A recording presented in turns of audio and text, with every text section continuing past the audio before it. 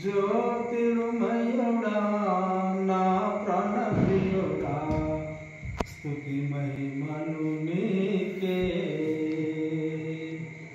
జ్యోతిర్మయుడా నా ప్రాణప్రియుడా స్తుతి మహిమలు నీకే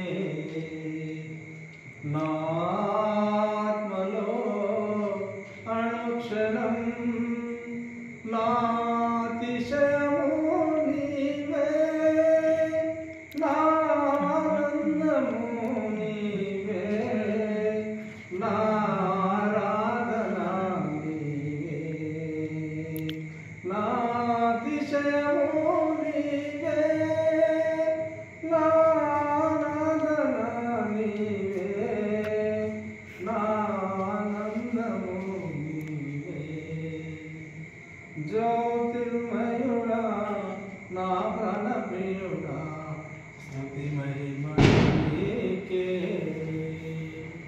హల్లెలూయా. దేవుని ప్రశస్తమైన నామానికి మహిమ కలుగును గాక. హాయ్ ఫ్రెండ్స్, నమస్తే. నేను మీ బిలాల్పూర్ రమేష్ యూట్యూబ్ ఛానల్ని ఒకవేళ నా వీడియో మీకు నచ్చినట్లయితే షేర్ చేయండి, లైక్ చేయండి, అలాగే ఛానల్ని సబ్స్క్రైబ్ చేయండి. ఇవాళ ప్రత్యేకమైన వీడియో. ఈరోజు మన తమ్ముళ్ళు మంచి ఆలోచన తీసుకుని వచ్చాడు. రాబట్ట కదా దగ్గర తమ్ముళ్ళు ఇక్కడ వీళ్ళు ఈ తమ్ముళ్ళు ఏం చేసిందంటే అలా ఒక మంచి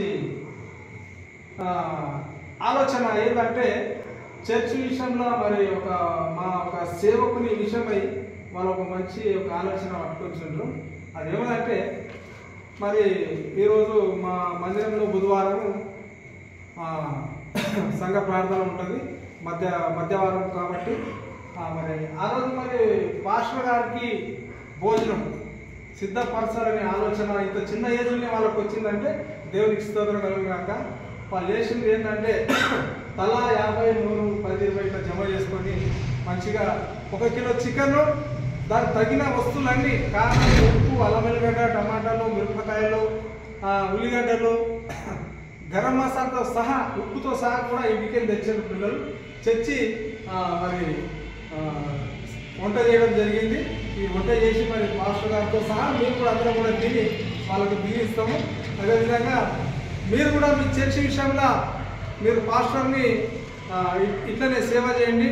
మీకు మరి దేవుడు మీకు ఏది లోటుపాటు చేయడు. మీకు తగిన మీకు అవసరతలైన ఒక జ్ఞానాన్ని, ఒక శక్తిని, ఒక జ్ఞానాన్ని మళ్ళా మీ ఇంటిని ఎల్లప్పుడూ కూడా దేవుడు తన 2 చేతుల ద్వారా రక్షించబడతారు.